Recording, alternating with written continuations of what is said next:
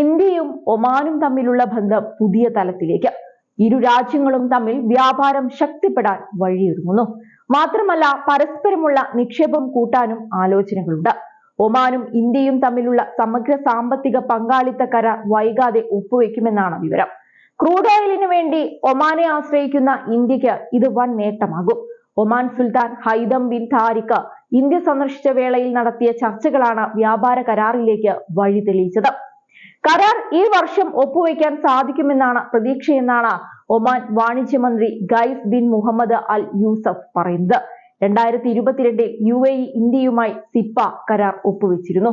ഇരു രാജ്യങ്ങളും ഇതിന്റെ നേട്ടം കൊയ്യുന്നുമുണ്ട്. ഇനി എന്താണ് കരാർ കൊണ്ടുള്ള നേട്ടം എന്ന് നോക്കാം.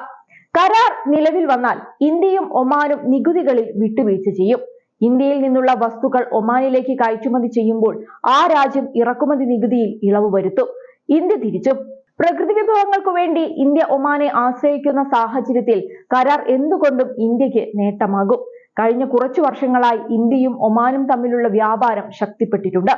ഒമാന്റെ പ്രധാന വ്യാപാര പങ്കാളിയാകാൻ ഇന്ത്യക്ക് ഇതിനകം തന്നെ സാധിച്ചു. ഒമാൻ ക്രൂഡ് ഓയിൽ കയറ്റി അയക്കുന്ന 4ാമത്തെ പ്രധാന രാജ്യമാണ് ഇന്ത്യ. മാത്രമല്ല, ഒമാന്റെ എണ്ണ ഇതര കയറ്റുമതി പട്ടികയിൽ 3ാം സ്ഥാനമാണ് ഇന്ത്യക്ക്.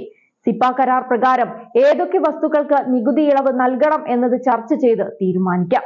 സിപ്പ കരാർ സംബന്ധിച്ച ചർച്ചകൾ അന്തിമഘട്ടത്തിലാണ് എന്ന് ഒമാന്റെ വാണിജ്യ മന്ത്രി പറയുന്നുണ്ട്. പലതവണ ചർച്ചകൾ നടത്തി. അടുത്ത ചർച്ച ഉടനെ നടക്കും. ഇന്ത്യയുമായി വ്യാപാര ബന്ധം കൂടുതൽ വിപുലമാക്കാൻ ഒമാൻ ആഗ്രഹിക്കുന്നുവെന്നും മന്ത്രി പറയുന്നു. ഒമാനിൽ കോടികൾ മുതൽ മുടക്കിയ നിരവധി ഇന്ത്യൻ നിക്ഷേപകരുണ്ടെന്നും മന്ത്രി കൂട്ടിച്ചേർത്തു.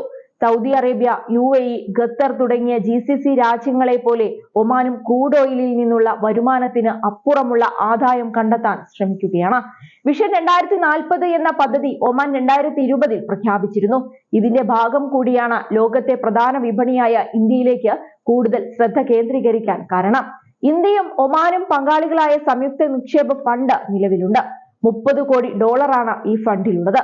ഇന്ത്യയുടെ ഭാഗത്തു നിന്ന് SBIയും ഒമാന്റെ ഭാഗത്തു നിന്ന് ഒമാൻ ഇൻവെസ്റ്റ്മെന്റ് അതോറിറ്റിയുമാണ് തുല്യമായി ഫണ്ട് കണ്ടെത്തുന്നത്. ഇന്ത്യയിൽ നിന്ന് പശ്ചിമേഷ്യ വഴി യൂറോപ്പിലേക്കുള്ള സാമ്പത്തിക ഇടനാഴി ചരക്കുകടത്തിന് ഗുണം ചെയ്യുമെന്നാണ് പ്രതീക്ഷയെന്ന് ഒമാൻ വാണിജ്യമന്ത്രി പ്രതികരിച്ചിരുന്നു.